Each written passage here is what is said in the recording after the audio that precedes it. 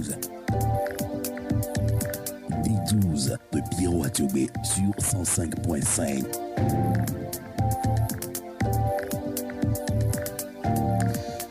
Dimanche 30 décembre 2018, merci pour votre fidélité à Pyramide FM, dernier rendez-vous dominical de l'année, puisque dans quelques heures, l'année va se donner de nouveaux chiffres, le 2, le 0, le 1 et le 9 pour faire 2019. Certains ont commencé par se souhaiter déjà les vœux d'une bonne année. Il y a juste 364 jours, le même exercice avait été déjà exécuté. La question aujourd'hui est de savoir si 2018 a été une bonne et une heureuse année pour les Togolais. De son rang de chef d'État, Fagne Singbe s'était fait l'apôtre du dialogue en politique en présentant ses vœux aux Togolais. Je n'ai aucun doute, aujourd'hui encore, nous sommes capables d'explorer toutes les voies de la concertation et des échanges d'idées, de dépasser les griefs, disait le chef de l'État. Jean-Pierre Fabre, chef de file de l'opposition en ce moment, voulait bâtir un autre Togo ensemble avec les forces vives de la nation. Fin de citation. Qu'ont apporté réellement les échanges d'idées et les concertations du président de la République? Que dire de cet autre Togo ensemble avec les forces vives dont rêvait le leader de l'ANC? À l'heure du bilan, plusieurs questions restent posées. En exemple de la situation politique du Togo en cette fin d'année, le pays est-il guéri de sa crise sociopolitique? Le vivre ensemble a-t-il pris des points? Les Togolais sont-ils tout simplement heureux de célébrer les fêtes de fin d'année et d'entrer ainsi sans trop d'histoire dans la nouvelle année? La nouvelle année est là, à nos portes, mais la date du 20 décembre va sans doute dominer encore et probablement pour longtemps les débats et discours politiques au pays du président, du professeur Kodjona Kadanga. Les résultats que le président de la CENI a proclamés à l'issue des législatives sont diversement appréciés. S'ils donnent la majorité aux partis au pouvoir, ils n'ont pas les quitus de tous, y compris dans les rangs même du parti présidentiel. On retiendra cette phrase culte de l'ancien président par intérim du Togo. Un mariage forcé avec quelqu'un qu'on ne connaît pas. Quel mépris, écrit Abbas Bonfo à propos des résultats provisoires à Bassa. La Commission électorale nationale indépendante aurait-elle été influencée dans ses calculs? La crédibilité des résultats est-elle du coup entachée? Sans être concernée par les résultats puisque absent du processus, la C14 reste visiblement en vie après les élections. Mais dans quel état est-elle désormais? La coalition annonce de nouvelles manifestations pour le 12 janvier prochain.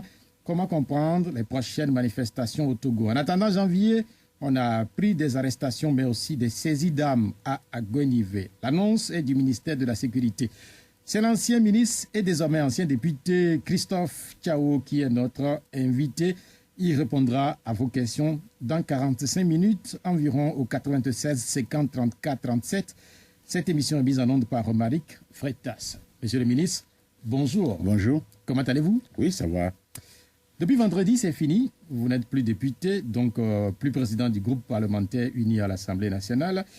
Je disais tantôt que vous êtes également ancien ministre. Je ne sais pas si entre le titre d'ancien ministre et le titre d'ancien député qui confère le titre d'honorabilité aux personnes qui sont passées par l'Assemblée nationale, lequel vous préférez? Oh non, moi je préfère qu'on m'appelle Tchao, tout court, hein, Christophe Tchao. C'est plus... Est-ce que c'est pas trop modeste? C'est plus élégant comme ça pour moi. Est-ce que c'est pas modeste? Ah non, pas modestie, mais c'est ce que j'étais et ce que je suis. Voilà, maintenant tous les vocables, hein, excellence, ministre, honorable, c'est des vocables que l'on s'attribue, bien qu'on attribue à des personnalités, à des individus, mais qui en réalité ne sont pas attachés à l'essence même de l'individu.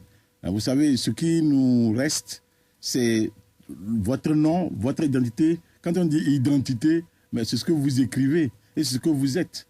Donc je pense que très normalement, enfin, pour moi, hein, personnellement, je préfère M. Tchao, Christophe Tchao, tout cela, c'est ce que je préfère et c'est ce que je suis. J'ai compris, donc je vous appellerai désormais Christophe Tchao. Dans quel état est-ce que vous êtes actuellement, puisque depuis 48, vous n'êtes plus député? Non, mais cette question, elle n'est pas... Enfin, moi, il n'y a aucun problème. J'étais député, j'ai été appelé, ou bien une mission m'a été confiée par les électeurs, suite à la confiance que le parti m'a donné avec d'autres collègues. Mais aujourd'hui, il y a d'autres personnes qui sont venues pour accomplir la même tâche. Donc, ceux qui viennent, j'ai le devoir également de les aider, de les assister. Je me mets à la disposition de mon parti, je me mets à la disposition des nouveaux arrivants, des nouveaux députés. Et je pense que c'est ainsi la vie. Donc, il n'y a aucun problème, que je sois ancien député, député sortant, député sorti. Non, ça n'a pas d'importance. L'essentiel, c'est de continuer par travailler pour le pays, par apporter son expérience à la nouvelle Assemblée qui va bientôt prendre les rênes de l'Assemblée nationale et contribuer également au développement et à l'épanouissement, où que l'on soit, contribuer pour la bonne marche. Visiblement, à vous écouter, vous n'êtes pas déçu. Mais déçu pourquoi?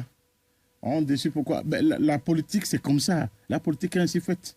Quand on s'engage en politique, on le fait, mais il y a un moment où d'autres personnes ici viendront vous remplacer.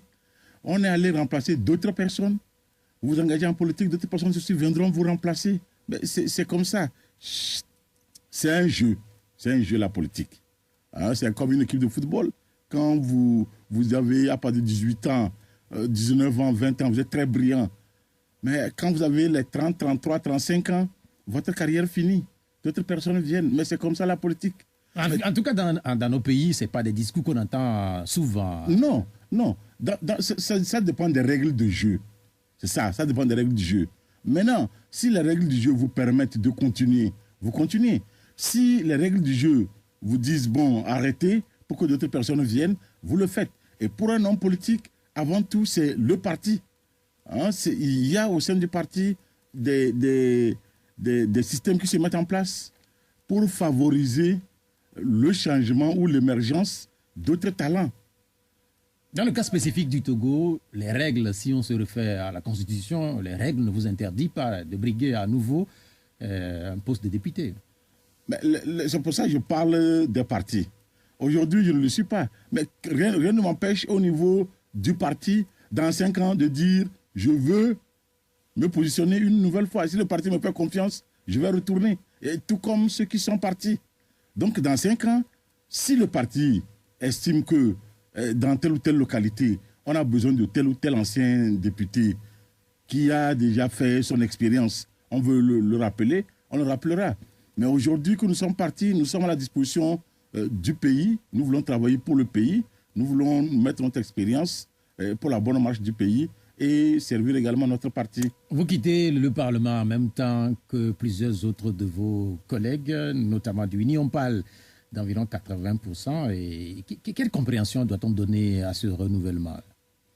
Non, ce renouvellement, mais lorsque nous étions arrivés, il y avait également un renouvellement important. En 2013, il y a eu un renouvellement important. Aujourd'hui, il y a également un renouvellement. Alors, c'est pour permettre que des talents s'expriment, l'éclosion des talents au niveau du parti. C'est ça. Parce que, quoi qu'on dise aujourd'hui, il y a de plus en plus de jeunes qui arrivent sur la scène politique, qui ont des talents qui veulent, qu'on peut exploiter. Donc ce renouvellement permet également de voir au niveau du parti, de favoriser la culture politique au niveau du parti et l'éclosion des talents au niveau du parti. Je pense que c'est le sens véritable de ce changement qu'il faut. Est-ce que ce n'est pas une prise de apporter. risque énorme pour des gens qui n'ont jamais bouloté entre griffes à ce stade du jeu politique? Mais quand nous sommes arrivés en 2013, c'était pareil. Vous avez été, vous, ministre? Non, c'est différent. Vous prenez mon cas sur...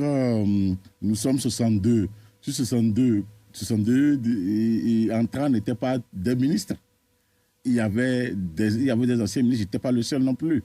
Il y avait également d'autres qui avaient des compétences dans leur domaine. Et le tout mis ensemble, ça a permis de faire le travail parlementaire. Donc, moi, à mon avis, il n'y a pas de risque. Il faut permettre cela. Et si d'ici la prochaine législature, il y a des gens qui estiment utile de revenir, si le parti estime qu'on peut faire appel à d'autres personnes qui ont fait leur expérience, tellement le parti leur fera appel pour qu'ils puissent revenir encore et mettre leur expérience au service de l'Assemblée nationale. À vous écouter, vous êtes un chantre du renouvellement et puisque vous n'êtes pas déçu de quitter l'Assemblée nationale, vous dites même que c'est ainsi fait le jeu politique. Mais beaucoup de gens pensent dans nos pays qu'on peut tout changer très facilement. Un ministre, un député, mais difficilement un chef d'État. C'est ce que je disais d'entrée, c'est la règle du jeu. Si sur le plan politique, les règles du jeu disent que l'exercice du magistrat suprême du pays doit répondre à tel ou à tel critère, une fois que c'est défini, tout le monde va se plier. Mais nous avons une constitution chez nous ici qui nous permet d'élire un chef d'État je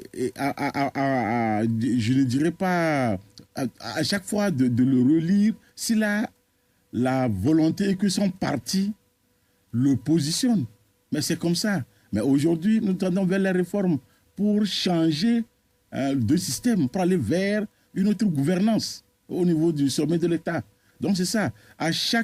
La politique, c'est qu'à chaque moment donné, compte tenu des réalités que nous vivons, ces réalités-là donnent la possibilité de revoir les règles politiques pour évoluer. Et c'est ça l'évolution de notre société.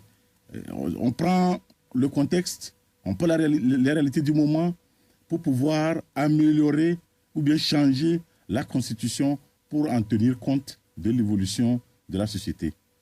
Sans doute que les réformes qui vont être faites vont tenir compte des nouveautés dont vous êtes visiblement un des chantres. Mais revenons encore sur l'Assemblée nationale qui vient de finir, puisque le président Dramani, lui aussi, il ne sera plus au perchoir à la rentrée.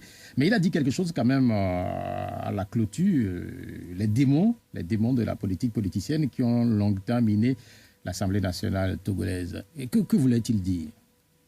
Non, vous-même, vous connaissez très bien la situation dans laquelle nous avons travaillé à l'Assemblée nationale. Nous étions arrivés là-bas avec la ferme volonté de pouvoir faire avancer les choses. Alors, dans certains domaines bien précis, c'est que nous avons réussi, on a accompli, puisque sur l'ensemble, on a voté par à peu près 117 lois. 117 textes ont été votés. Il y a des interpellations des ministres qui ont été faites. Et je pense que sur un plan donné, nous avons réussi. Alors, là où les gens nous attendaient, à un moment donné, c'était les réformes. Et au niveau de notre parti UNIR, nous étions résolument aussi engagés à ces réformes depuis 2014. Mais malheureusement, vous avez constaté qu'au niveau de l'Assemblée nationale, il y a certains leaders politiques qui sont des députés. Et ça veut dire que la vision politique du parti, de son parti, se transforme ou bien intercède immédiatement au niveau de l'Assemblée nationale. C'est-à-dire qu'il vient avec une vision de son parti. Alors quand vous avez plusieurs leaders qui sont des partis, qui sont des présidents de leur parti, en même temps députés, quand vous mettez le tout ensemble, ce n'est pas facile d'aller vers le consensus. Et ce consensus-là, on l'a recherché en 2014, 2015, 16 et même récemment pour pouvoir faire les réformes, voter les réformes que le peuple souhaite et pour lesquelles le chef de l'État s'est engagé à faire aboutir. Mais malheureusement, au niveau des partis politiques, on n'a pas tous les mêmes visions. Il y a des petites frontières qu'on n'a pas réussi à mettre ensemble pour faire avancer ces réformes-là. C'est tout ce que le président a voulu dire parce que nous l'avons vécu. Et aujourd'hui, on est un peu déçus parce qu'on n'a pas réussi à voter ces réformes-là. Mais c'est ça. Quand il évoque la politique politicienne, est-ce qu'il vise uniquement un camp ou il vise tous les camps présents à l'Assemblée nationale? Oh, ça, on ne peut pas dire qu'il vise tous les camps parce qu'au niveau du Parti Uni, nous avions cette volonté. Parce que vous savez, à l'Assemblée, il y a beaucoup de passerelles. Chaque texte qui vient subit des apports des députés. Aucun texte n'est arrivé à l'Assemblée pour être voté indemne, non. Et à chaque fois que nous avons des blocages, nous avons des passerelles et on se parle. On se parle, on s'assoit, on se parle, on discute. C'est ça. Alors, nous, au niveau de UNIR, nous avons toujours donné notre vue, notre volonté ferme de faire évoluer les choses. Et les collègues, ils le savent. Ils savent que nous sommes de bonne foi. Quels collègues? Les collègues de l'opposition. Ils savent que nous sommes de bonne foi. Donc, si le président le dit, c'est qu'à un moment donné, quand nous, au niveau du Parti Uni, nous sommes de bonne foi et nous voulons que les choses puissent avancer, malheureusement, en face, quand on a des difficultés à se faire comprendre, à se faire accepter, on arrive à la situation dans laquelle nous sommes malheureusement retrouvés. On s'est bien expliqué ce que sans doute veut dire le président de l'Assemblée nationale. Mais quand on parle de politique politicienne, vous aussi, au niveau de l'UNI, malgré tout ce que vous venez d'expliquer, sur la question des réformes, le gouvernement avait introduit un projet que vous, majorité à l'Assemblée, vous avez rejeté. Est-ce que ce n'est pas aussi de la politique politicienne? Non, sur cette question-là, je l'ai expliqué plusieurs fois. Mais vous savez, les discussions au niveau de Togo Télécom 2, les acteurs politiques n'ont pas réussi à trouver le consensus. Parce que si le consensus avait pu se réaliser sur les réformes à Togo Télécom, toute la classe politique y était. Le texte arrivait à l'Assemblée nationale et allait automatiquement être voté au 4/5e par les députés. C'est un test de votre gouvernement. Attention, je suis en train de venir. Maintenant, dans les discussions, la classe politique, les leaders politiques, et parlementaires comme extra-parlementaires, ils n'ont pas pu accorder leur violon sur certains aspects importants des réformes. Le gouvernement n'a pas retouché le texte. Ce que le gouvernement a fait, c'est l'exposé des motifs. Et dans l'exposé des motifs que le gouvernement a joint au texte, il y a une phrase claire. Le gouvernement dit les acteurs politiques n'ayant pas réussi à s'entendre sur certains aspects, à s'accorder pour opérer les réformes, je vous renvoie le document. Parce qu'il y a un document qui a été pondu pour que vous puissiez discuter à l'Assemblée nationale, aller vers le consensus et voter les réformes. Voilà, dans l'exposé des motifs, ce que le gouvernement a écrit clairement. Et là, nous avons... Si il fallait voter le texte, il n'y aurait pas cette phrase-là. Et nous avons commencé l'étude de ce texte-là. Est-ce que le gouvernement ne vous renvoyait pas à vos responsabilités, tout simplement? Mais bien sûr, c'est pour ça que nous avons discuté. Mais ce texte a fait l'objet de débats. Et à un moment donné, comme je vous ai dit, il y a eu des conciliabules dans le bureau du président de l'Assemblée nationale avec nos collègues de l'opposition pour pouvoir faire avancer justement les idées des réformes. Mais on a buté sur cette idée de la rétroactivité parce que nos amis de l'ANC, nos collègues de l'ANC pensaient, enfin pour eux, estimaient qu'on devait partir de 2005. C'est-à-dire parce que la phrase, en aucun cas, il fallait l'introduire. Et dès qu'on l'introduit, nous, on comptabilise 2005, 2010, 2015.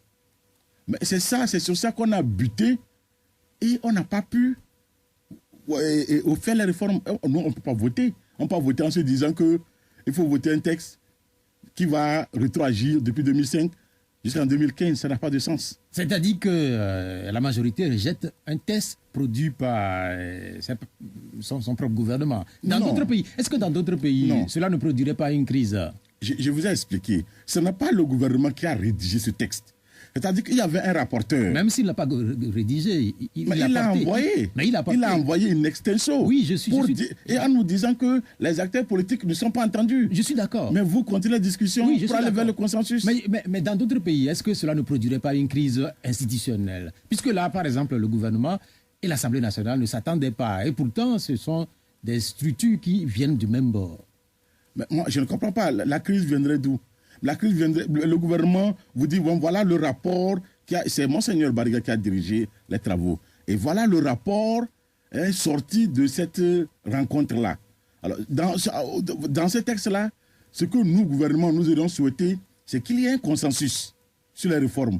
Malheureusement, les acteurs ne sont pas entendus pour aller vers ce consensus-là. Bon, moi, comme à l'Assemblée nationale, il y a les partis parlementaires, hein, vous arrivez à vous parler, à vous entendre, bon, prenez le relais. Prenez le relais, continuez la discussion, allez vers les réformes. Mais c'est ça. Donc c'est un relais que nous avons pris. Et ce relais-là, dans l'exposé des motifs, la lettre du gouvernement le dit très clairement. En clair, ce qui s'est passé là ne faisait pas partie de la politique politicienne telle que dénoncée par le président de l'Assemblée nationale. Mais intéressons-nous à un autre parlement, puisque dans l'espace CEDEAO, oui, on entend parler très souvent de ce parlement, le parlement de la CEDEAO. Vous-même, on vous a entendu représenter le Togo ces derniers temps là-bas. Et qui sont ces députés qui se retrouvent à ce parlement de la CEDEAO? Non, merci. Je crois on a fait une émission au niveau de la TVT pour présenter un peu. C'est vrai qu'on n'est pas sorti sur les autres médias. Au niveau du parlement de la CEDEAO, moi, je suis membre. Je suis membre. Et les pays qui ont une population qui se situe entre 5 et 7 millions d'habitants ont 5 représentants. 2 de l'opposition, 3 de la majorité. Alors, donc chez nous ici, les représentants, on a un représentant de l'ANC, un du CAR et les 3 de l'opposition. Et là-bas, nous sommes dans des commissions... Les 3 de UNIR. 3 de UNIR, excusez-moi. Mais je ne sais pas si vous êtes pressé d'aller dans l'opposition. Oh non, pourquoi? Nous faisons de bonnes choses. Alors, donc 3 de UNIR. Et nous sommes dans des commissions différentes. Au Parlement de moi, je suis président de la commission affaires juridiques judiciaires. Il y a Madame Ouro qui est vice-présidente de la commission genre. Voilà. Il y a le collègue Senou Komla du CAR qui est rapporteur de la commission genre également. Voilà. Non, Madame Ouro, c'est commission sport. Voilà, sport, culture et consorts. Et les autres sont dans des commissions comme membres. Alors, donc, à chaque rencontre, on a 2 rencontres principales, le mois de mai et le mois de septembre. Alors, à chaque rencontre, on fait un rapport pays. Alors, il faut noter que les attributions du Parlement ont été renforcées. C'est-à-dire qu'on a eu des prérogatives pour aujourd'hui discuter le budget de la communauté et le voter. Et cela, c'est grâce au président Faure Gnassingbé. Il faut le dire très clairement. Parce que c'est pour ça qu'au niveau du Parlement, vous avez vu, les gens avaient souhaité que le président Faure puisse remplir un 2e mandat. Parce que les parlementaires de la CEDEAO étaient très satisfaits du travail qu'il a accompli pendant sa période. Ces prérogatives, renforcement des prérogatives, les gens l'ont cherché depuis 1980 que le Parlement existe. Ça n'a jamais marché. Mais une fois qu'il est arrivé, on a pu avoir le renforcement des prérogatives. Aujourd'hui, on vote le budget. Tous les commissaires de la CEDEAO passent devant les différentes commissions. Vous prenez la commission paix, la commission paix sécurité, la commission affaires juridiques. Ils passent présenter leur programme par rapport au budget qui leur est alloué au niveau de la commission. Donc aujourd'hui, il y a un travail de contrôle qui se fait au niveau des commissions. Le budget, ils viennent répondre de la façon dont le budget est géré. Et il y a, à partir de ce moment, des avis qui sont donnés sur tous les textes qui sont pris par le Conseil des ministres, par les chefs d'État. Il y a des avis que le Parlement donne. C'est vrai, il y a des avis conformes et des avis tout court. Et il y a un domaine, pour le moment, où on ne peut pas discuter, c'est le domaine relatif à la défense, à la sécurité de la communauté, voilà, à l'adhésion d'un pays membre. Mais nous écoutons, mais on ne peut pas pour le moment se prononcer. Donc bref, pour résumer, voilà un peu. Alors récemment, c'était la session budgétaire. Donc, au mois de décembre, oui, novembre, qui a commencé le 14 novembre jusqu'au 14 décembre. Donc, c'était la session budgétaire. Et c'est à cette session que nous, on est arrivé, mais avec un peu de retard par rapport à nos 2 collègues de l'opposition qui étaient arrivés un peu plus tôt. Voilà. Vous parliez de 5-6 millions d'habitants pour avoir 5 députés là-bas, n'est-ce pas? Et les autres pays comme le Nigeria, qui ont beaucoup plus non, le Nigeria a 35 députés. Hein, le Ghana, c'est 8. La Côte d'Ivoire, c'est 7. Le Sénégal, c'est 6. Le Bénin, 5. Le Togo, 5. Sierra Leone, 5. La Gambie, 5. Le Cap-Vert, 5. Le Niger a 6. Le Mali a 6. Voilà. Donc, c'est à peu près schématisé la composition du Parlement. 115 personnes. Je ne sais pas si vous me direz que ça n'a aucun rapport avec le découpage électoral au Togo, mais ce qui concerne le Togo, il y a aussi ce débat qui se fait depuis quelques années par rapport à la taille des différentes circonscriptions électorales et le nombre d'électeurs pour avoir un député, par exemple, la question se pose. Là, pour le Parlement de la CEDEAO, on a compris que si vous êtes petit, le nombre de députés que vous avez à ce Parlement-là n'est pas aussi grand que ça. Oui, mais le problème, vous savez, la CEDEAO, au début, c'est une institution qui a été bâtie avec quelques aspects politiques. Pour pouvoir arriver à ce chiffre-là, ce n'était pas du tout facile. Alors, si vous faites le ratio, le Togo qui a aujourd'hui... Le Togo avait eu 5 représentants quand on était autour de 4 millions ou 5 millions, je crois. Mais le Nigeria, aujourd'hui, c'est plus près de 200 millions. Et ils sont à 35. Alors, si vous voulez faire le ratio, hein, un pays qui a 6 millions d'habitants, vous prenez par exemple les pays comme la Gambie et Conso, le Cap-Vert. Le Cap-Vert, c'est moins d'1 million d'habitants. Ben, ils ont 5. Si vous voulez faire ce ratio par rapport au Nigeria, ben, le Nigeria risque d'avoir au moins 200 députés. Voilà. Donc le Cap-Vert, avec moins de 500 000 habitants, ils ont 5 députés. Le Nigeria, avec près de 200 millions d'habitants, ils ont 35. Donc c'est pour vous dire que on ne peut pas, dans un cadre comme ça, vouloir faire un ratio et dire que on va faire une représentation systématique en tenant compte uniquement de la population. Il y a d'autres éléments qui rentrent en jeu. C'est un peu le cas aux États-Unis. Vous avez 50 États, vous avez 50 les sénateurs, c'est 50 sénateurs. Mais il y a des petits États, il y a des grands États.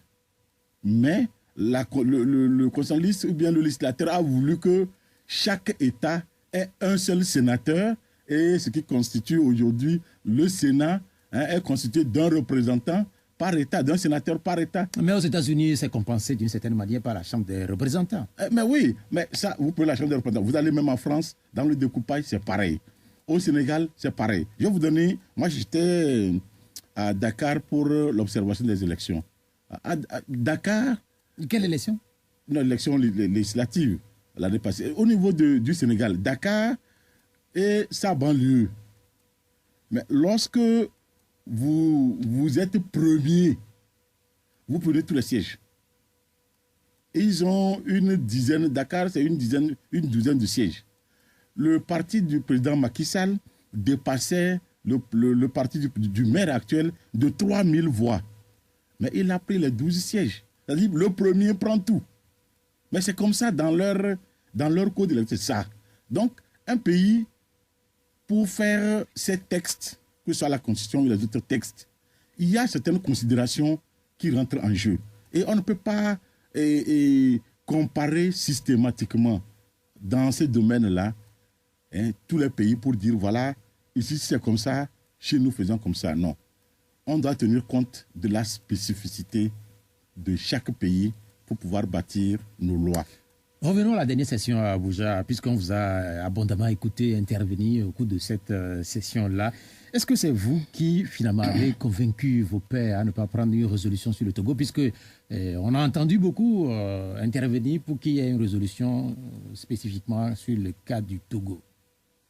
Mais pourquoi moi? Mais ceux qui sont là-bas... Quand je dis vous, je parle du parti au pouvoir. Vous représentez avec d'autres... Tout à fait. Ok. Bon, mais pourquoi nous? Pourquoi nous? Vous savez, au niveau d'Abuja, le problème qui s'est posé, c'est que nos collègues qui étaient allés, nos collègues de l'opposition, ils sont arrivés là-bas le 14, nous sommes arrivés le 1er décembre. Alors, les gens voient plein de trucs sur les réseaux sociaux. Ils voient ce qui se passe au Togo. On dit, voilà, on a tué un enfant de 2 ans. Un enfant de 2 ans cherche quoi dans une marche politique? Un enfant de 2 ans. Ben c'est ça. Puisque sur les réseaux sociaux, ça apparaît. Non, mais en fait, c'était un enfant de 12 ans, je crois. Non, mais c'est 2 ans, malheureusement, sur les réseaux sociaux. Parce que là-bas, des gens sont intervenus pour dire, voilà, au Togo, un enfant de 2 ans a été tué. Bon, donc, je ne sais pas sur quels réseaux sociaux ils ont vu ça, mais il y a des députés qui voient, qui viennent, qui sortent ça. Alors, donc, nos 2 collègues qui étaient arrivés, ont donné des informations. Et naturellement, ce qu'ils ont donné comme information, ça ne peut qu'avantager l'opposition. Il n'y a pas l'autre parti pour que les gens fassent le pour et le contre. Donc on n'a écouté qu'une seule partie. Et à partir de ce moment-là, les gens se sont fait des idées. Mais si on écoute une seule partie, rapidement, on peut se dire que ben, si c'est comme ça, il faut faire ceci. Mais quand nous sommes arrivés, nous avons présenté ensemble avec les 5, puisqu'on a fait, j'ai initié, en tant que chef de délégation, j'ai invité donc les collègues, on a discuté, bon mais voilà, il y a au niveau du Parlement un rapport que nous devons présenter. Alors, ceux qui sont arrivés n'ont pas pu faire un rapport écrit. Le rapport pays doit être écrit. Donc nous allons travailler sur ça. Est-ce que c'est la première fois que ça se fait? C'est la première fois que ça se fait? Ce n'est pas la première fois. Ben en fait, ils ne savent pas que ça devrait se faire. Non, mais le problème, c'est qu'ici, nous étions en pleine discussion. Et le président de l'Assemblée nationale a dit, bon voilà, vu l'urgence à l'Assemblée nationale, personne ne va dans les missions à l'extérieur. On va se concentrer pour faire le travail, parce que il y avait énormément de textes. Et il y avait les textes sur les réformes. Donc, il souhaite que tous les députés restent pour pouvoir faire le travail et qu'on puisse aller vers l'adoption des réformes. Donc, nous avons respecté ce que le président de l'Assemblée nationale a dit, les instructions. Bon, mais nos 2 autres collègues, ça n'a pas été le cas.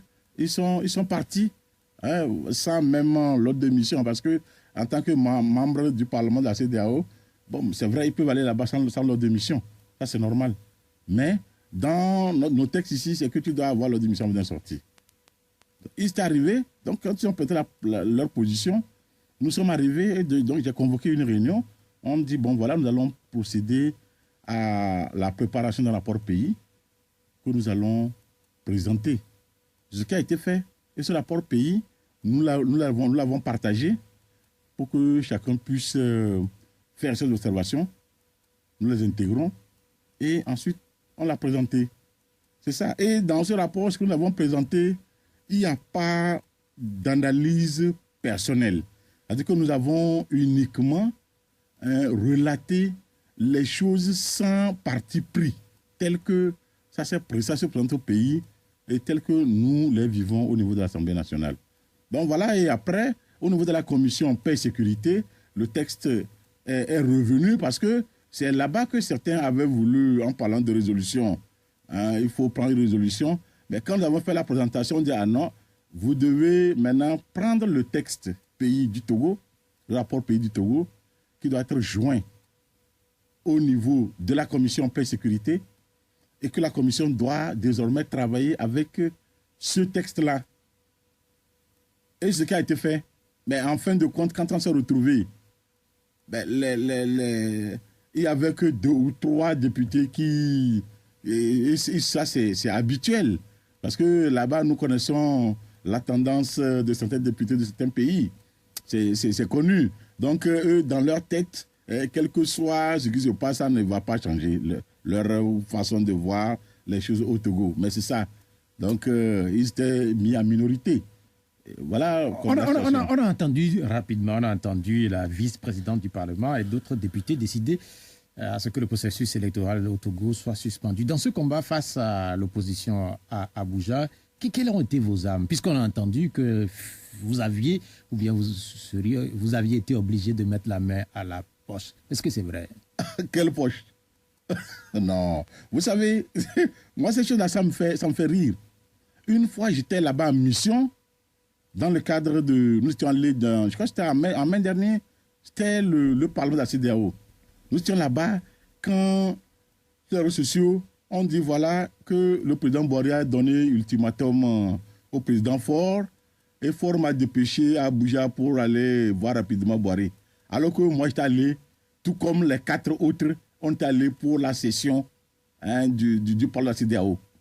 Mais quand vous entendez ces bruits, ces bruits sur les réseaux sociaux, nous sommes allés là-bas avec de l'argent pour donner à qui? Moi, je vous dis, même l'école de l'opposition, ils étaient là. Parce que les débats se font en direct. On est là, on discute. Madame Tungara, elle a fait cette déclaration-là quand? C'était avant notre arrivée.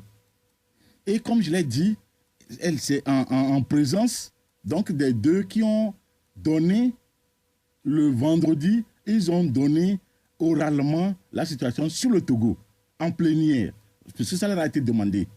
Et le samedi, le commissaire paix et sécurité, le général Béanzé est venu, et lui, il a présenté le rapport sur la façon dont les choses se passent, toute la médiation menée par les présidents ghanéens et guinéens.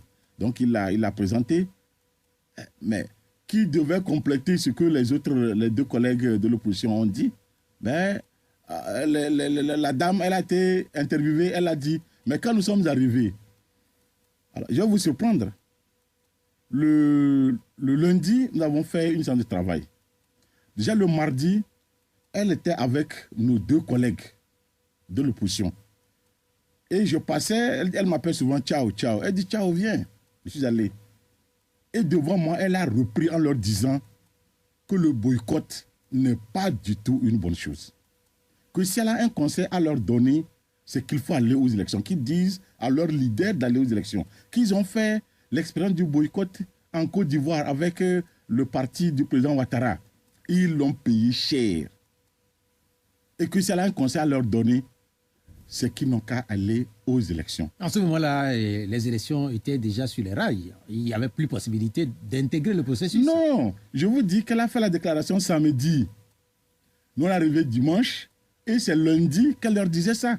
Oui, en fait, on était à quelques jours de l'élection. Non, mais entre samedi et lundi, si elle samedi a dit reporter et lundi elle leur dit non, il faut aller. Mais si leur leader disait nous voulons aller, toutes les possibilités qu'il faut faire pour qu'ils puissent aller, on va mettre cela en marche. Non, mais en fait, ce que vous voulez dire, dans tous les cas, nous étions autour du 14 ou 15 décembre. Non, dans tous les cas, je veux dire, cette dame-là, quand elle a écouté l'autre partie, ça l'a travaillé, elle s'est dit, non, j'ai boycotté en Côte d'Ivoire, mon parti a boycotté, nous l'avons payé cher. Mes collègues, je vous conseille, dites à vos leaders d'aller aux élections. Voilà.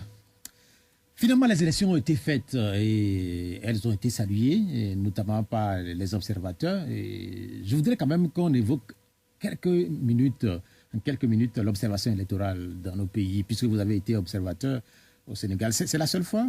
Non, je l'ai été au Burkina, je l'ai été au Sénégal, au Burkina, au Bénin.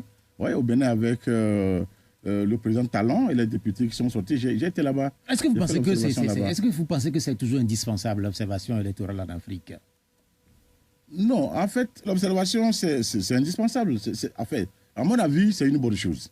C'est une bonne chose parce que ça permet de voir comment les choses se passent. Au Bénin, nous, on a fait des suggestions. En tant qu'observateurs, on leur a fait des suggestions sur les institutions. Parce que là-bas, ils ont par exemple 2 institutions. Et actuellement, ils ont corrigé parce qu'il y avait la LEPI. La LEPI, c'est-à-dire une institution qui s'occupe du recensement et des listes. Une autre qui s'occupe de l'organisation des élections même. C'est-à-dire que c'est 2 institutions différentes. Alors, ça fait que les calendriers ou bien les problèmes au niveau du recensement, celle qui s'occupe de l'organisation des élections, elle ne les prend pas en compte. Elle est focalisée sur son calendrier à elle. Voilà, le matériel, le calendrier.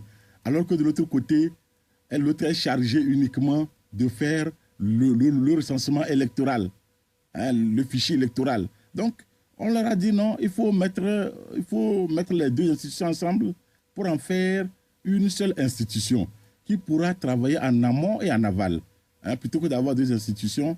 Mais en tant qu'observateur, ça c'est un exemple que je donne. Mais dans tous les pays où nous allons, où les observateurs vont, il y a toujours des remarques qu'ils font. Il y a toujours un côté positif qu'ils relèvent. Il y a des insuffisances aussi qu'ils relèvent. Et ça permet au pays ou bien au gouvernement, dans l'institution chargée d'organiser les élections, d'en tenir compte pour parfaire. De plus en plus, les observateurs des élections en Afrique sont décrits comme des simples touristes. Est-ce que vous partagez cet avis? Non, ceux qui le disent, c'est souvent l'opposition. C'est souvent l'opposition parce qu'ils veulent absolument, ou bien l'opposition veut absolument qu'on dise que, ah, mais voilà, leur point de vue, c'est ça que les observateurs doivent prendre. Mais il y a des critères dans l'observation. Il y a des critères. On ne va pas pour donner raison à tel ou tel parti. Mais par rapport aux critères internationalement reconnus, on travaille sur cette base-là. Et lorsque vous travaillez sur cette base-là, vous voyez qu'il y a des points positifs, vous voyez qu'il y a des points négatifs, mais à la fin, dans le rapport, vous relevez. Maintenant, c'est vrai qu'on ne peut ne pas couvrir l'ensemble du territoire. Je connais un territoire comme le Nigeria, comme même le Togo, le Bénin, le Sénégal. Vous ne pouvez pas couvrir l'ensemble du territoire. Mais il y a aussi d'autres observateurs qui vont là où vous n'allez pas. C'est pour ça qu'il y a toujours une coordination des observateurs pour pouvoir relever l'ensemble des points, l'ensemble des problèmes qui ont été détectés. Ce qui, en fait, qualifie les observateurs de touristes estiment qu'ils arrivent dans le pays très souvent, moins d'une semaine avant la tenue du scrutin. Et puis, au final, les recommandations ou les communiqués qui sont produits se ressemblent. Les élections sont en train de se tenir en RDC et j'avoue qu'au sortir de ces élections, on retrouverait des phrases comme des incidents mineurs qui ont eu lieu, qui ne peuvent pas entacher la régularité du scrutin. Est-ce qu'à un moment donné, il ne faudrait pas repenser l'observation électorale en Afrique? Mais on ne peut pas, si vous avez observé ce que vous avez vu, ce que vous dites, mais c'est ça. Vous ne pouvez pas dire ce que vous n'avez pas vu. Les incidents mineurs, effectivement, s'il y en a qui ne peuvent pas remettre en cause la crédibilité ou la sincérité? Voilà, globalement, mais ça, il faut aussi le mentionner. Mais vous verrez que si aujourd'hui, on fait des observations aussi bien aux États-Unis qu'en France, on va noter les mêmes éléments. Mais ces pays, on ne fait pas d'observation électorale. Mais on ne fait pas, mais il y en a. Il y a ces problèmes-là. Aux États-Unis, il y a eu ces problèmes. Vous allez voir que le nombre de votants en termes d'électeurs pour Mme Hillary Clinton, ce nombre est supérieur en termes par rapport au président Trump. Ça, c'est une question de système électoral. Mais oui, en France, vous allez constater, quand il y a eu élection en France, il y a eu des problèmes. Mais ces problèmes-là ne sont pas aussi importants. Si vous allez observer, vous verrez qu'à la fin, il y a toujours dans toutes les élections, que ce soit en Occident ou en Afrique, des problèmes mineurs. Ça existe. Ça existe. On a parlé des électeurs fictifs en France. Ça a existé. Mais est-ce que leur nombre peut influencer le résultat final? Non. Vous voyez? Donc, ces trucs-là, ça existe un peu partout. Mais c'est le poids de ces problèmes-là sur l'ensemble du résultat. Nous sommes ensemble avec Christophe Tchao, ancien ministre, ancien député. Il est notre invité de ce jour et comme le veut la tradition, à partir de cet instant, nous allons permettre aux auditeurs de participer également à l'émission sur notre numéro 96 50 34 37. Nous allons prier le ministre de mettre son casque et nous allons commencer par insérer les auditeurs dans le direct. Oui, allô, bonjour. Oui, allô? Oui, allô, bonjour. Bon, pour ces élections-là, il y a une surprise ou bien, je ne sais pas, parce que En 2007, le RPT a gagné 50 sièges. 2013, le RPT a gagné 62 sièges. En 2018, maintenant, le RPT a 59 sièges. Comment vous pouvez expliquer cette chute-là? Est-ce que c'est pour renchérir l'UFC que vous avez donné 3 sièges et vous m'avez décalé 3 sièges de vous en posant des indépendants dans les autres? Bon, il faut expliquer ce scénario-là. Pour la deuxième question, les élections se sont passées dans la paix. Mais pourtant, il y a 6 morts. Votre collègue, M. Christian Trimon, a déclaré, exhorte l'opposition à aller chercher des armes pour attaquer le pays. Mais pourtant, vous avez dit qu'il n'y aura plus un 19 août. Ce qui va se passer si l'opposition cherche des armes pour attaquer le pays, ça ne dépassera pas 19 août. Merci. Ok. Bien, merci pour les deux préoccupations. La première préoccupation porte sur le résultat, le nombre de sièges du parti au pouvoir. Oui, non, il faut tout de suite corriger. Hein. Le répéter 2007, 2013, c'était unir. Voilà. Et aujourd'hui aussi, c'est unir. Donc, nous ne sommes pas le répéter pour nous, c'est du passé. Alors, par rapport au nombre de sièges, je pense que si l'opposition allait, il n'y aurait pas Nous, dans notre plan, c'était d'avoir un nombre qui puisse être supérieur normalement à 62 par rapport à la législature qui est en train de sortir. Alors, aujourd'hui, l'opposition n'est pas allée. Nous avons eu 59 sièges. Les autres partis, on ne peut pas dire, vous dites qu'on a donné, on n'a pas donné. Si l'UFC a eu 6 sièges, c'est que l'UFC a mérité les 6 sièges. Sinon, on n'est pas là pour donner. Maintenant, les indépendants, vous avez pu constater que l'UNIR n'a pas positionné des candidats dans les préfectures où il y a eu des listes des indépendants. Ça veut dire que c'est ce nombre, c'est ce qui explique que peut-être qu'on est revenu à 59. Si on avait positionné nos candidats dans ces préfectures-là, dans ces circonscriptions électorales-là, certainement qu'on serait au-delà de 62. Est-ce que ces indépendants sont vraiment indépendants? Puisque non, la plupart sont très proches ou sont carrément de votre parti. Mais un indépendant, c'est un indépendant. Les listes indépendants, ils ont leur emblème, hein, leur... Mais on est d'accord. En fait, déclarer qu'on est indépendant, c'est très facile. Oui, mais dans tous les pays, les indépendants, lorsque vous êtes élu à l'Assemblée nationale, vous avez... Enfin, notre règlement intérieur, j'espère qu'ils vont le reconduire. Vous avez deux possibilités. Vous devez faire une déclaration pour dire, bon voilà, est-ce que vous vous situez dans la majorité ou bien vous vous situez dans l'opposition ou bien vous voulez rester indépendant. Donc quand ils iront là-bas, il y a ces possibilités-là. C'est pour ça que le problème de l'UFC a été longtemps débattu parce que nous, à l'Assemblée nationale, l'UFC, dans sa déclaration, a précisé qu'elle est de l'opposition.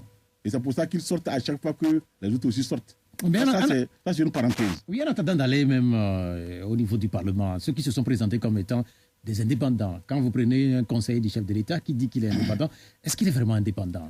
Est-ce que ce n'est pas un jeu qui est fait par le pouvoir pour pouvoir peut-être... Le conseiller du chef de l'État, ça c'est un titre. Ça c'est un titre. Maintenant, pour avoir un titre électif, il peut ne pas aller sous la bannière de unir, mais aller en indépendant. C'est tout à fait normal. C'est ça, c'est son choix, c'est le choix opéré. Et ce choix-là, nous respectons au niveau du parti. Mais c'est un choix qui peut profiter demain à votre parti. Mais ça dépendra des enjeux. Parce qu'un indépendant, si un sujet qui est débattu à l'Assemblée nationale, il estime que ce n'est pas favorable à ses électeurs, parce que quand il est élu pour l'ensemble de la nation, un élu du peuple. S'il estime que ce n'est pas favorable pour les électeurs du Togo, il peut ne pas voter ce texte-là. Mais s'il estime que ce projet de loi est bon pour la population, est bon pour les électeurs, mais il va le voter. Donc, il analysera au cas par cas les textes qui lui seront soumis. Voilà. La deuxième partie de la question. Alors, la deuxième partie, vous savez, j'étais à Abuja, j'avais dit ceci. J'avais demandé à une députée de la Gambie de me dire au Togo depuis 1993, quelle élection nous avons connue où il n'y a pas eu de violence, où il n'y a pas eu de blessés. C'est celle de 2015, l'élection présidentielle. Toutes les autres élections, c'est pareil. C'est pour ça que le gouvernement veut que les acteurs politiques s'associent à lui pour que nos élections soient des élections pacifiques, où on ne puisse pas compter des morts. En Afrique, de façon générale, dans tous les pays en Afrique, les élections constituent une période de tension, une période d'affrontement, une période de blessés, une période de mort. C'est ça que nous devons éviter. Le Togo n'est pas le seul cas. Vous avez la RDC, vous avez le Nigeria ici, même au Ghana ici, quand il y a eu des élections, on a vu ce que ça a donné. Donc c'est quelque chose qui malheureusement est courant dans nos pays, dans les pays africains, et pour lesquels nous devons travailler et éviter que les élections, si nous sommes opposés sur le plan le plan politique, que ce soit un combat d'idées et non un combat physique où les gens sortent dans la rue, ils laissent les idées pour aller aux mains, pour chercher un affrontement. Et dans ces conditions, les forces de sécurité sont obligées d'intervenir, de s'interposer, quelquefois pour éviter le pire. Dans les plus grands pays au monde, vous évoquez très bien les combats d'idées. Et dans ces pays, les périodes électorales, même s'il y a de petites tensions, cette tension ne cède pas ce qu'on voit en Afrique. Est-ce que quelque part, ce n'est pas aussi dû au fait que les élections en Afrique sont organisées dans des conditions assez troubles? Non, ce n'est pas ça. En Afrique, nous avons un mal, l'intolérance politique. Mais on veut que, c'est-à-dire que celui qui est au pouvoir veut que, ou bien c'est surtout l'opposition, celui qui est dans l'opposition veut que celui qui est au pouvoir accepte, le suive, réfléchisse comme lui, voit les choses comme lui. Mais est-ce que c'est pas aussi vrai pour celui qui est au pouvoir? Mais non, quand on prend attention. Moi, si aujourd'hui je sors, UNIR dit qu'on sort pour marcher, nous n'allons pas obliger les Togolais à fermer les boutiques. On ne va pas les obliger pour faire des audios pour dire celui qui ne vient pas avec nous, c'est un cadavre. Non. Mais ces menaces-là, ce n'est pas bon. Ces menaces-là, ce n'est pas bon. Il faut respecter l'autre à travers son idée. Tu veux le combattre, combat-le à travers un combat d'idées et non dans la rue. La tension autour des élections en Afrique, est-ce que ce n'est pas dû au fait, quand je parle de conditions, au fait que c'est les mêmes qui gagnent finalement? Non, ce n'est pas ça. Même les pays où il y a des alternances, c'est la même chose. C'est un problème de culture politique. C'est-à-dire que nous avons, malheureusement, je ne veux condamner personne, malheureusement, lorsque vous prenez nos partis politiques, les partis politiques ne font pas le travail de sensibilisation, d'amener la population à comprendre le fondement politique de leur parti. Quel est le programme réel du parti? Il n'y a pas cette culture-là, il n'y a pas ce travail de formation politique. On veut tout de suite que l'électeur qui est là, s'il est de l'ANC, mais qu'il prenne celui de UNIR comme un élément à battre. Et c'est comme ça. On monte les gens contre les autres, les gens de l'opposition contre ceux du pouvoir. Ce qui n'est pas normal. Mais ceux du pouvoir aussi sont montés contre ceux de l'opposition. Non, attention, moi je suis issu d'un parti du pouvoir, mais on n'a jamais cherché à dresser les militants contre ceux de l'opposition. Non, nous sommes sur la défensive. C'est toujours comme ça. On est toujours victime. Depuis, on est en politique il n'y a pas longtemps. Il n'y a pas très... victime. Oui, il n'y a pas très longtemps, on a entendu aussi parler de vos jeunes qui se sont organisés. Mais ils se sont organisés pour faire quoi? Pour se défendre. Ils se sont organisés pour faire quoi? On a vu, vous vous rappelez, en 1991-92, mais les gens se sont organisés pour se défendre. Ils ne s'organisent pas pour faire du mal, non. C'est pour se défendre. Parce qu'on ne peut pas rester bras croisés et tous les jours on dit, bon, on connaît vos maisons, on va vous détruire, on va casser vos maisons, on va prendre vos enfants. Est-ce que c'est de la défense que de se promener avec des 4x4 dans la ville de Lomé, cagoulés et armés? Mais lorsque tu dis que je te lance le caillou, mais moi, je me prépare. Je me prépare. Ce que vous dites, rien n'est pour le moment. Qu'est-ce qui dit que c'est des gens qui sont du Parti Unir? Vous n'avez aucune preuve à ce jour. Vous n'avez pas entendu parler de vos jeunes? Non, pour le moment. Vous savez, les gens le disent, les jeunes de Unir. Mais personne aujourd'hui ne peut dire, voilà. En tout cas, c'est un débat que, malheureusement, qui va continuer. Oui, malheureusement. Alors, maintenant, notre ami parle que le collègue Trimois parlait des armes. Non. Vous savez, ce n'est pas dans ce contexte qu'il a dit. Les gens ont déformé totalement ce qu'il a dit et pour donner une situation de cette nature-là. Non, ce n'est pas ça. Le ministre Trimois ne peut pas le dire. Et moi, j'ai discuté avec lui.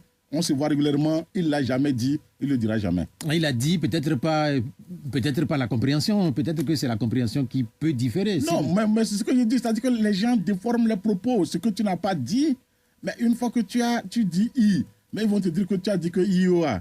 Mais c'est ça. Il ne l'a pas dit. Comment un ministre peut demander à ce que les gens achètent les armes? Mais non, ce n'est pas normal. Mais vous ne l'avez pas écouté sur Africa 24? Mais je l'ai bien écouté.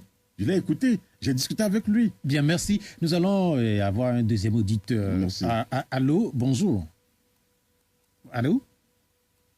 Le deuxième auditeur, est-ce qu'on l'a... Bonjour. Allô. Bonjour. Bonjour, M. Pierron. Oui, c'est Kokou? C'est M. Kokou. Oui, ça fait longtemps, Kokou. Vous allez bien? Je vais très bien. Ok, allez-y. À la grâce de Dieu. Merci. Je salue notre invité. Il vous écoute. Merci. C'est pas M. Christian Chao. Oui. Je voulais poser quelques questions. Avec plaisir. Dans cette assemblée sortante, vous, en tant que député, combien de ministres avez-vous interpellé et combien ont répondu à votre interpellation? Et quel était le motif d'interpellation? Secondo, je voudrais savoir quel est ce parti politique dans lequel vous êtes. Je vais parler de UNI, ou soit de RPT, au sein duquel tous ceux qui sont dans ce parti, ceux qui se réclament de ce parti, lorsqu'on leur pose la question de savoir est-ce qu'ils veulent une fois briguer à la magistrature suprême de ce pays, ils n'arrivent pas à dire oui. Pourquoi ça se passe comme ça? Est-ce que vous m'avez compris? Bien, oui, on a compris. Et pour terminer, le journaliste vous a posé la question tout de suite, à savoir, lorsque vous avez voté contre le projet de loi envoyé par le gouvernement, pourquoi ça a été fait comme ça? Vous avez bien défendu en donnant des explications. Moi, je voudrais vous poser la question, en tant que député, vous-même, vous avez dit une fois que vous êtes là pour accompagner le pouvoir et non pour contrôler l'action du gouvernement. Est-ce que c'est ça le rôle d'un député? Merci beaucoup. Bien, merci. Pour les questions, au total, 3 questions. La première question, c'est sur les interpellations. Je ne sais pas si on va aller dans les détails, mais brièvement. Oui, non, brièvement, non. Les interpellations, le problème, c'est qu'on n'a pas eu le temps d'inviter tous les députés. Mais quand vous allez à l'Assemblée nationale, vous verrez sur le bureau du président de l'Assemblée nationale qu'il y a beaucoup de questions d'actualité qui ont été posées. Et vous verrez qu'il y a toutes les tendances, tous les partis politiques. Alors maintenant, à l'Assemblée nationale, la première interpellation qui avait été faite, ce n'était pas le collègue Nassou au ministre de l'Éducation nationale. La toute première, c'était en ce moment Maganaoui, le ministre Maganaoui qui était là. C'est le député UNIR qui a été le tout premier à lancer les questions d'interpellation, d'actualité au ministre Maganaoui. Ça, c'est pour l'histoire. Maintenant, il y a d'autres interpellations qui, malheureusement, n'ont pas pu être... on n'a pas pu les réaliser par rapport au temps, parce qu'il n'y a que les jeudis après-midi qui sont uniquement réservés. Sinon, il y a eu d'autres interpellations, mais quand vous allez voir. Alors maintenant, sur le projet de loi envoyé par le gouvernement, non, ce n'est pas que j'ai défendu.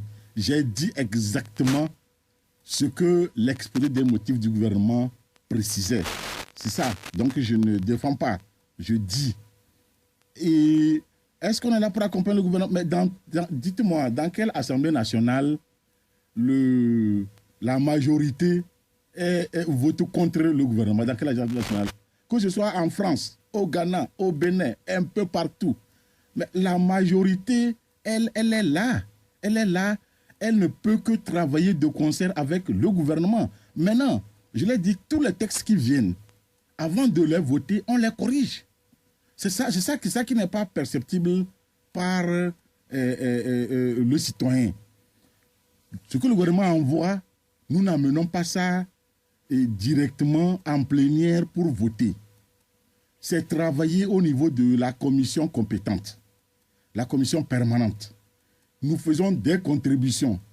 Nous faisons on soustrait des pans de dispositions qui ne vont pas dans le bon sens.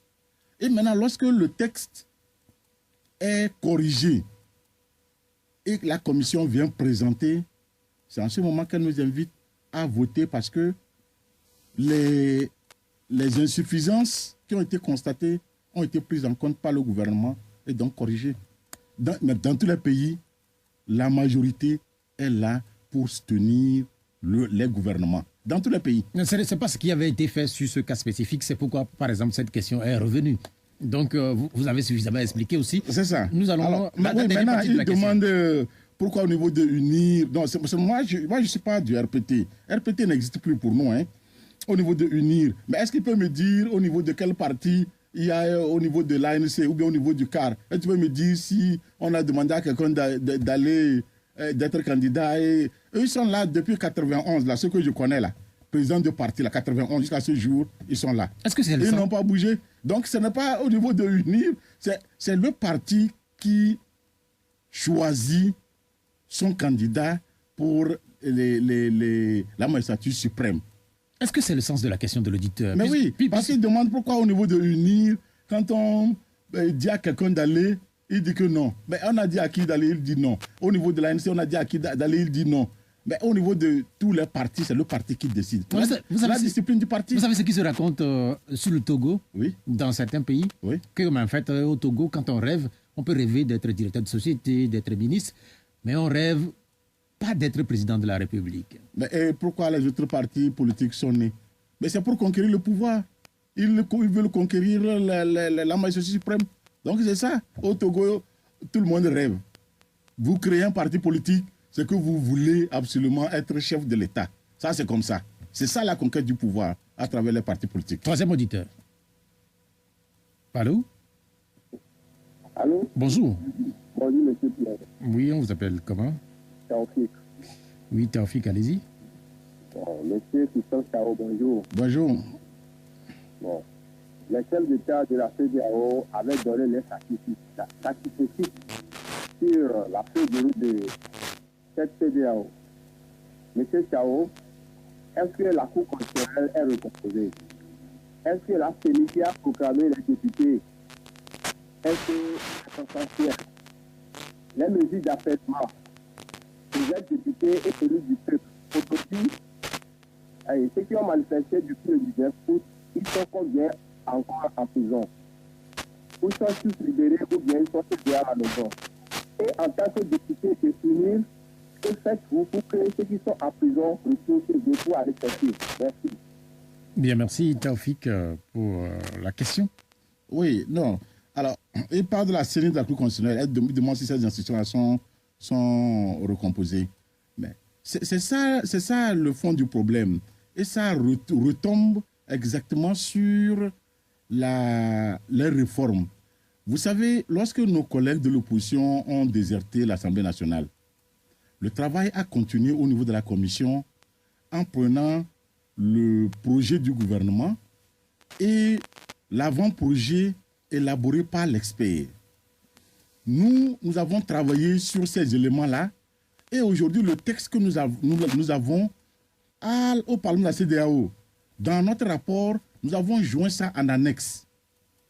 Vous avez la recomposition de la CENI, vous avez la recomposition de la Cour constitutionnelle, vous avez tous ces éléments-là sont la limitation du mandat du président de la République, le vote à 2 tours, le scrutin à 2 tours, tous ces éléments sont contenus. nos collègues des autres pays s'étonnent pourquoi les autres collègues de l'opposition ne sont pas restés pour qu'on ait les 4/5e pour voter et opérer le changement. Parce que ce texte-là, il répond, il prend en compte toutes les revendications et ce que la CEDEAO, les chefs d'État, ont édicté dans la feuille de route. Hein, à 2 tours, limitation de mandat, recomposition de la Cour constitutionnelle, recomposition de la CENI. Tout cela figure. Mais pourquoi nos collègues n'ont pas voulu voter? Est-ce que ce n'est pas des préalables même pour la tenue des élections, puisque la CENI... Non, mais puisque... La CENI, je reviens sur la question de l'auditeur, puisqu'il dit la CENI qui a proclamé les résultats. Je vais vous dire, il y a un député au Parlement de la CEDEAO, c'est un Guinéen. Il dit dans l'intervention, il dit que même le parti au pouvoir est allé jusqu'à retirer un siège à l'UFC qui était pourtant à la CENI pour pouvoir donner cela à l'opposition. Mais l'opposition a refusé d'aller siéger. Mais on va faire comment? Ils ont eu les 8 places. Allez prêter serment pour une place au niveau de la CENI. Vous dites non. La Cour constitutionnelle, on a revu la recomposition par rapport à ce que l'expert a proposé. Venez pour qu'on vote le texte au 4/5e. Vous dites non. Mais nous, on ne peut pas le voter. Parce que si on le vote, on va aller au référendum. Or, la CEDEAO souhaite que cela soit fait au niveau du Parlement. C'est ça aussi le souhait de la CEDEAO. C'est pour ça que nous avons dit, alors, il faut aller dans le sens de la feuille de route. Donc, nous n'allons pas voter parce que le référendum, ça va encore diviser plus les Togolais. Il faut rechercher encore la possibilité de voter ce texte-là au niveau de l'Assemblée nationale. Après le 20 décembre, est-ce que les Togolais ne sont pas divisés? Puisque vous ne voulez pas que les Togolais soient plus divisés. Mais avec le 20 décembre, ce qu'on a vu, est-ce que les Togolais ne sont pas finalement plus divisés? Mais la position de l'opposition n'a pas varié. C'est ça. Donc, aujourd'hui, quand on dit les Togolais, on a au moins 3 200 000 personnes qui sont fait recenser. Vous comprenez? Alors ça, c'est ça les Togolais. Quand vous prenez maintenant les mineurs qui n'ont pas l'âge de se faire recenser, vous ajoutez à ces 3 200 000, vous allez atteindre finalement au moins les 6 millions. Donc ça fera construire le peuple. Les Togolais ne sont pas divisés. Et ceux qui sont élus vont travailler dans le sens, mais ça a des fissures, vont travailler dans le sens à racoler ces fissures-là. Il peut en avoir, je ne dis pas non, mais le travail va se faire en sorte que les Togolais puissent se retrouver autour de ce qui est essentiel. Ce qui est essentiel aujourd'hui, c'est l'emploi, c'est l'eau, c'est les bâtiments scolaires, les infrastructures sanitaires, les pistes. Mais c'est ça ce qui est essentiel pour le Togolais. C'est ce que les gens veulent. Sur la question de division. Alors, maintenant, je vais terminer. Notre ami parle des prisons, des manifestations qui sont en prison. La manifestation c'est garanti par notre Constitution. Mais, alors, quand la Constitution nous donne ce droit de manifester, elle pose également des limites. Parce que l'exercice de la liberté de manifester répond à des critères donnés. En France, il y a des manifestations. Il y a des gens qu'on a arrêtés. Dans tous les pays, quand vous manifestez et vous sortez du cadre légal, mais on vous prend. Quand vous manifestez et vous cherchez à casser, on vous prend. Quand vous manifestez et vous cherchez à faire à détruire les édifices publics, on vous prend. Donc, ça, c'est tout à fait légal. C'est légal. Donc, quelle est la compréhension des mesures d'apaisement décidées par la feuille de route? Non, la feuille de route a dit qu'il y a eu certaines personnes qui ont été prises lors des manifestations et qui sont innocentes. Alors, ce qui avait été convenu, c'est que tous ceux qui ne répondent pas, tous ceux dont l'acte n'est pas, ils ne sont pas dans des cas de délit. Ces gens-là doivent être libérés. Mais pour ceux qui ont posé un acte délictueux et dont l'instruction est en cours, il faut aller normalement jusqu'au jugement avant de bénéficier ensuite d'une grâce présidentielle. C'est ça. Donc il faut faire la différence entre les deux cas. Entre des gens qui sont pris et qui sont innocents, donc on va établir leur innocence, ces gens-là seront libérés. Maintenant, ceux qui ont posé des actes délictueux, hein, des délits en flagrant délit, ceux qui ont été pris en flagrant délit, mais ces gens-là, il faut que ces gens-là répondent devant la loi. Pendant longtemps, au Togo, lorsque on manifeste, il y a des cas de flagrant délit, on laisse passer parce que on va dans le sens de l'apaisement. C'est vrai, nous tous, nous voulons cela. Maintenant, il faut qu'il y ait un cadre pour pouvoir voir ces cas-là. Nous allons permettre à un quatrième auditeur. Allô? On l'a pas. Revenons sur la date du 20 décembre, puisque nous parlions de la division des Togolais. On a vu les rues, on a vu les images. Beaucoup de Togolais étaient restés à la maison. Est-ce que c'est ça votre rêve d'élection dans nos pays? Mais vous avez aussi vu les audios où on dit que si quelqu'un sort pour aller voter, qu'il prenne son cercueil en même temps. Parce que moi, je n'ai pas écouté. Ah oui, mais ouais, nous on a écouté ça. Il va voter, qu'il soit sûr qu'il ne va pas revenir. Il y a eu ça. Ces audios-là, il y en a eu partout. On dit, vous mettez pied dehors, allant vers un bureau de vote. Dites-vous que, vérifiez si vous avez votre cercueil avec vous parce que vous n'allez pas revenir. Mais ça, là, on est où? Les gens ont essayé de cultiver la peur pendant toute la semaine pour montrer que celui qui met pied au dehors, c'est un danger qui l'attend. La liberté, si vous ne voulez pas aller voter, mais celui qui va aller voter, vous devez laisser exercer son droit librement. C'est pour ça que dans la matinée, dans certaines villes, vous avez vu que dans la matinée, c'était un peu timide. C'est carrément l'après-midi que les gens sont allés exercer leur droit de vote. Mais aujourd'hui, ça c'est du passé. L'important, c'est de voir comment nous allons gérer ce que nous appelons les problèmes sociaux, les problèmes de développement économique. Mais quand vous dites que c'est du passé, les impacts de ce passé sur le futur, est-ce que vous ne les mesurez pas? Puisque beaucoup de Togolais ne se retrouvent pas dans ce qui s'est fait. Non, les Togolais se retrouvent. Il y a certains Togolais qui ne se retrouvent pas parce qu'ils ne vont pas se retrouver. Alors, je ne veux pas aller...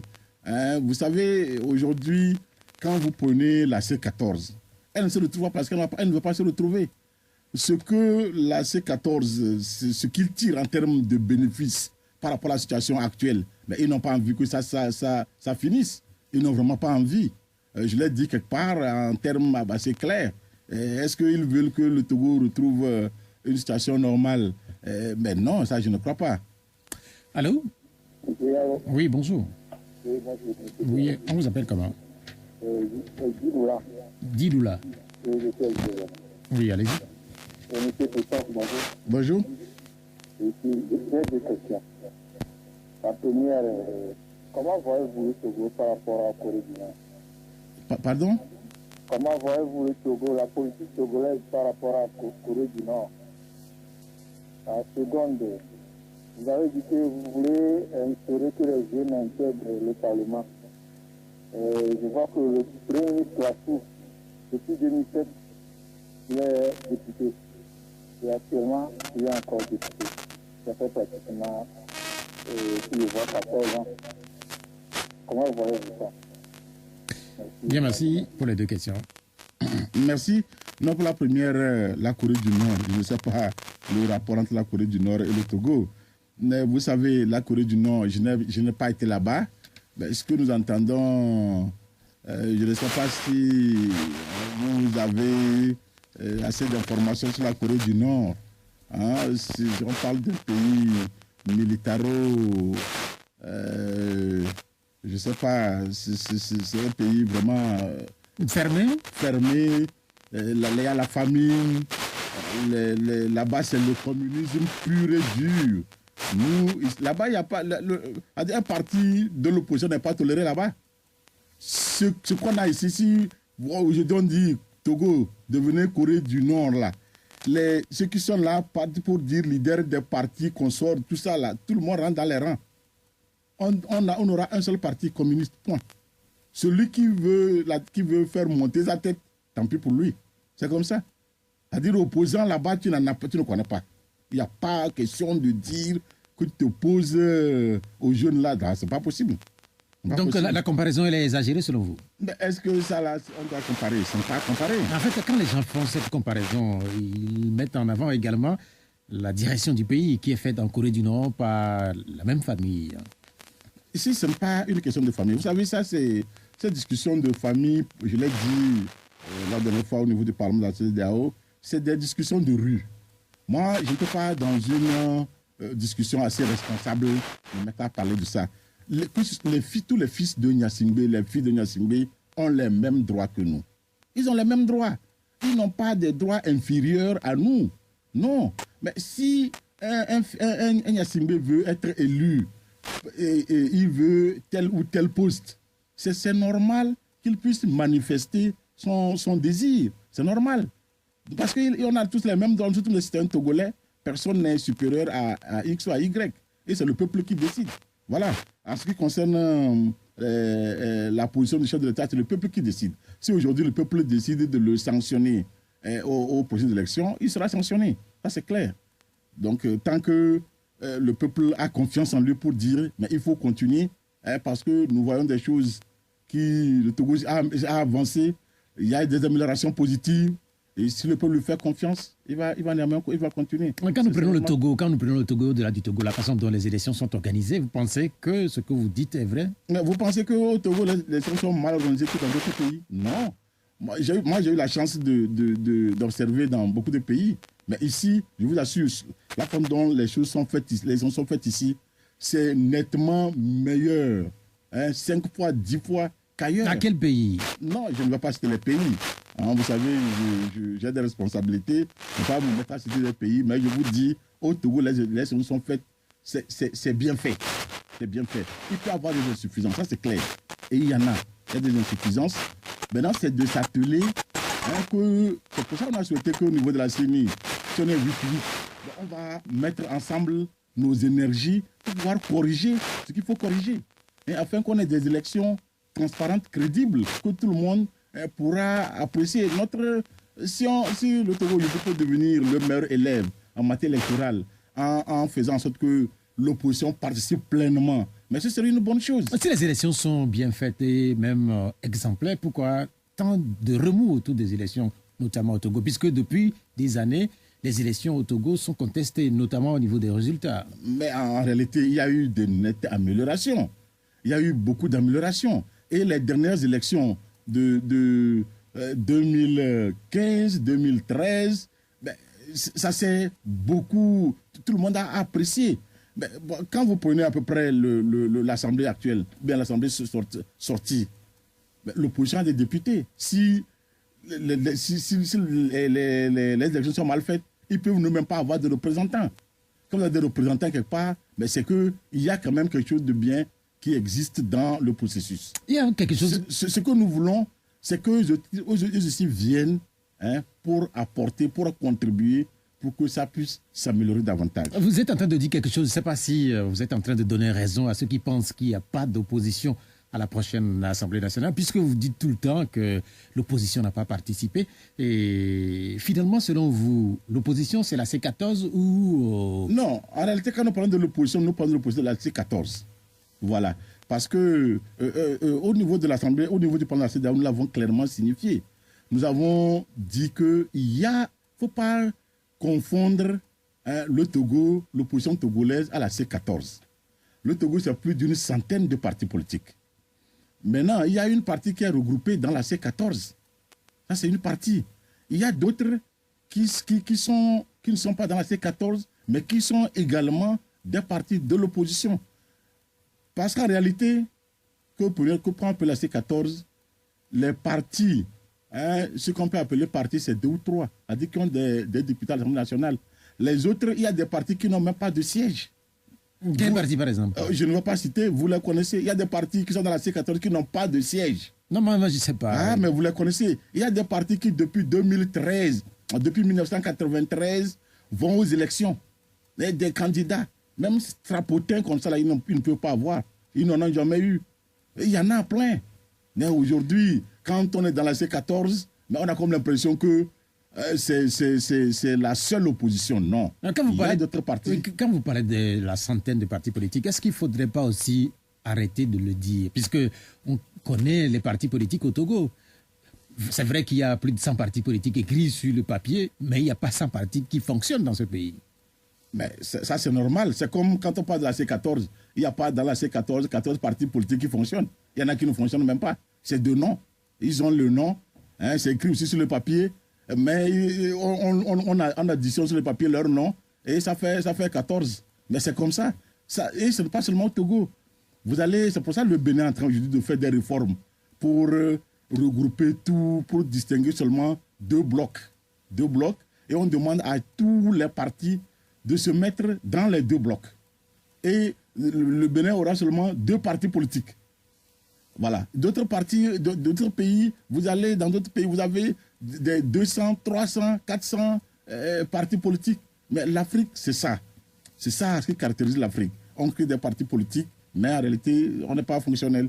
Alors, notre ami parlait du député Classou. Non, le député Classou, je crois qu'il a une expérience. Parce qu'on ne peut pas vider totalement. Il faut au moins qu'il y ait 2 ou 3 qui vont donner quand même une certaine expérience. Il sera le prochain président de l'Assemblée nationale? Oh, ça, je ne le sais pas. Puisqu'il a été déjà vice-président et s'il revient, c'est pour être président. Attends, mais comme vous êtes journaliste, je pense que si vous demandez une audience, hein, en tant que journaliste, vous lui tendez le micro, alors, Excellence, Monsieur le Premier ministre, vous serez le prochain PA et il vous répondra. Donc, moi, je ne suis vraiment pas bien placé. Un dernier auditeur. Allô? Allô? Bonjour. Bonjour, monsieur. Non, vous appelez comment? C'est Mianiko depuis Adaptarin. Oui, allez-y. Monsieur Christophe Chao. Oui. Depuis un moment jusqu'à ce jour, quand on vous juge, c'est qu'on vous certains, vous connaissez celui à qui appartient ce pays. C'est dommage devant le Créateur. C'est méfiez-vous. Mais, il faut avoir des points devant la nature. Ne courez pas derrière les vœux de la nature. Alors, quelle est votre question? Mais, monsieur Christophe Chao, je veux savoir jusqu'à quand vous aurez le courage d'avoir honte devant ce peuple.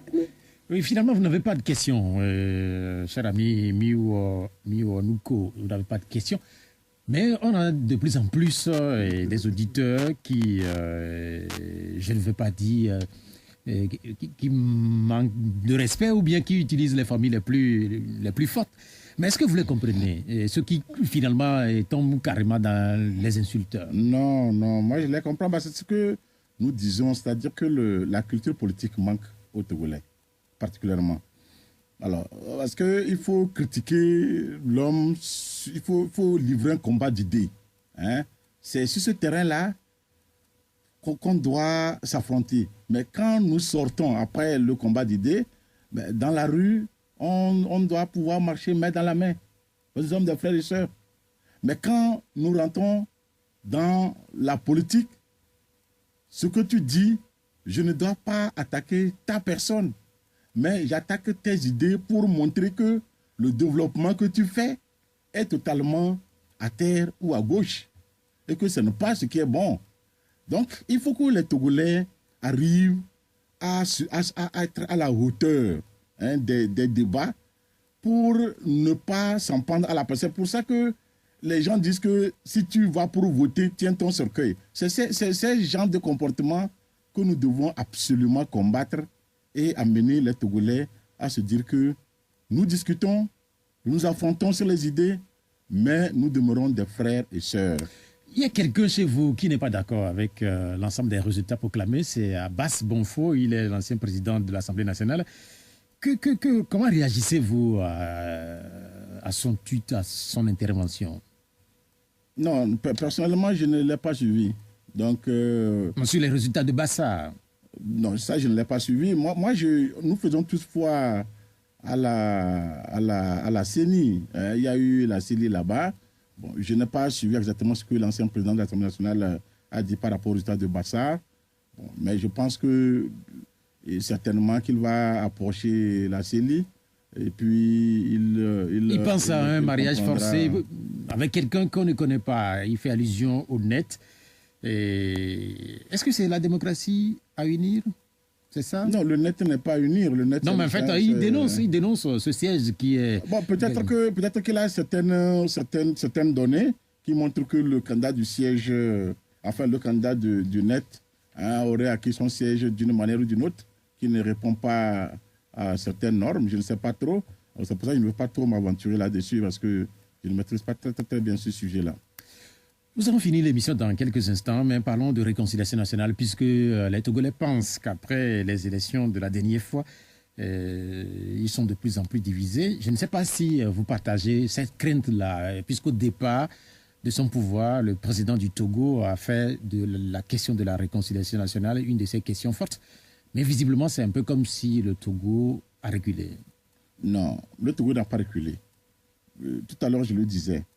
Vous savez, il y a eu le Hachkroun qui a fait un travail, qui continue par faire un travail. Est-ce que ce n'est juste pas un sigle, le Hachkroun? Non, non. Parce que si vous êtes victime, vous verrez le travail que fait le Hachkroun. Alors, maintenant, quand vous êtes observateur, vous avez comme l'impression que c'est un sigle. Non. Les victimes, essayez de vous approcher de certaines victimes qui aujourd'hui sont psychologiquement réconciliées, soulagées par rapport à ce qu'elles avaient vécu. Donc, je pense que ce travail-là, il est en train de se faire et c'est un bon travail. Maintenant, en termes de réconciliation, la réconciliation, c'est tous les jours, c'est tout le temps, parce qu'il faut aujourd'hui arriver à construire la nation togolaise. C'est pour ça que le chef de l'État parle de réconciliation. Parce qu'on ne peut arriver véritablement à la nation togolaise que si nous faisons l'effort de nous réconcilier, de vivre ensemble et de se considérer comme étant véritablement des Togolais qui doivent œuvrer pour le développement de la cité. Nous avons une très belle hymne nationale. Et quand j'ai eu un peu la chance quand j'étais ministre des Sports, quand vous allez à l'extérieur et qu'on joue l'hymne national du Togo, quand on dit Togolais, viens, bâtissons la cité, ces mots-là vous pénètrent. Quand on dit Togo, chéri, l'or de l'humanité, ces mots-là vous pénètrent. Donc, nous avons cette obligation de nous rendre véritablement, de rentrer dans cette fraternité que notre hymne nous enseigne. Parce que c'est un appel. Et cet appel-là, si tu ne veux pas pardonner, si tu ne veux pas cette réconciliation-là véritable, tu n'arriveras pas. Et je suis certain que le gouvernement, la politique de réconciliation, ça va continuer. Parce que ce n'est pas en un jour qu'on va réconcilier tous les Togolais. Après la purification, beaucoup de Togolais avaient cru que certaines choses n'allaient plus se passer dans le Togo. Mais visiblement, ils se sont trompés avec les événements qu'on a connus ces derniers temps. C'est pourquoi je parle de recul. Mais le chef de l'État qui faisait de la réconciliation son cheval de bataille, est-ce qu'il ne doit pas être déçu? Bon, en fait, ça, je ne savais pas. Non, ce n'est pas que je ne sais pas. Mais cette recette pour de réconciliation, elle a un début, mais elle n'a pas une fin. C'est ce que je dis. C'est-à-dire qu'il n'y a pas une date limite. Mais le processus se fait en dents de scie, finalement. Mais en dents de scie, c'est de continuer les efforts. Et il faudrait que nous puissions nous mettre aussi à sa disposition. C'est-à-dire qu'on ne peut pas laisser le chef de l'État seul faire la politique de réconciliation. Nous, Togolais, nous devons l'appuyer. Nous devons l'assister. Nous devons être à ses côtés pour accepter cet appel. C'est ensemble que nous allons faire cette réconciliation-là. Mais merci beaucoup d'être venu. Je rappelle que nous sommes en période de fête aussi. Et vous allez fêter où? Ah non, naturellement à Lomé. À Lomé. Ah oui. Okay, en fait, je ne sais pas comment ça se passe chez un ancien ministre, un ancien député. C'est souvent quoi au menu? Non, moi, je n'ai pas de menu. Si je vous donne mon menu, vous allez rire. De la pâte, une bonne pâte chaude. Voilà. Avec une sauce légumes, c'est bon. Voilà. J'espère que... Mais ce qui est important, c'est la prière. C'est-à-dire on est dans une nouvelle année, il faut se confier à Dieu, nous remercier pour l'année écoulée, et puis se confier à lui. Moi, je suis un croyant, je suis catholique, et donc, pour moi, c'est la prière d'abord. Le menu, ça vient après. Merci beaucoup d'être venu. Je rappelle que cette émission, elle s'achève. Elle est la dernière de cette année. Notre invité est ancien ministre, ancien député Christophe Tchao. La dernière émission donc de l'année. Sincère merci à tous nos invités. Nous avons su nous adapter puisque certains sont faciles d'accès et d'autres moins. Notre prière, que tous les leaders politiques soient accessibles, respectueux et moins méprisants vis-à-vis de la presse. Merci à vous aussi, auditeurs. Sans vous, point d'émission, nous allons enfin nous lançons donc un appel aux annonceurs. Nous sommes un cadre idéal pour la promotion de vos produits. Bonne année à vous tous. Que Dieu bénisse le Togo et les populations vivant au Togo. Merci à Romaric Freitas. Je suis Pierrot Atiogbe. À l'année prochaine.